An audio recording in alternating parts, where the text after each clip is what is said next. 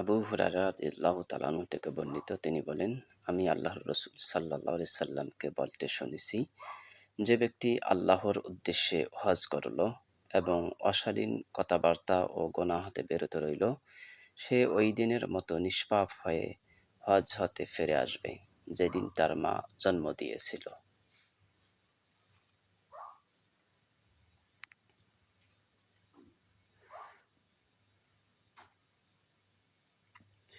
আবু হুরায়রা রাদিয়াল্লাহু তাআলা আনহু থেকে বর্ণিত, তিনি বলেন, রাসূলুল্লাহ সাল্লাল্লাহু আলাইহি সাল্লাম বলেছেন, এক উমরা হতে অপর উমরা পর্যন্ত সময়ের জন্য গুনাহের কাফফারা স্বরূপ আর কবুলযোগ্য হজের প্রতিদান জান্নাত ব্যতীত আর কিছু নয়। আব্দুল্লাহ ইবনে আব্বাস রাদিয়াল্লাহু তাআলা আনহু থেকে বর্ণিত, তিনি বলেন, রাসূলুল্লাহ সাল্লাল্লাহু আলাইহি সাল্লাম বলেছেন, ও রমজান মাসে উমরা পালন সওয়াবের দিক দিয়ে হজের সমতুল্য।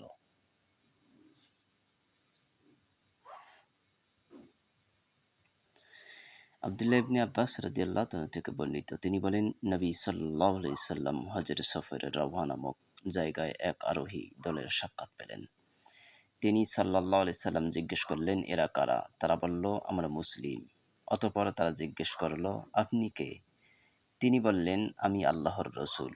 তখন একজন মহিলা একটি শিশুকে উঠিয়ে ধরলেন এবং বললেন, হে আল্লাহর রসূল, এর কি হজ হবে? নবীজি বললেন, হ্যাঁ, তবে সওয়াব হবে তোমার। মুসলিম শরীফ।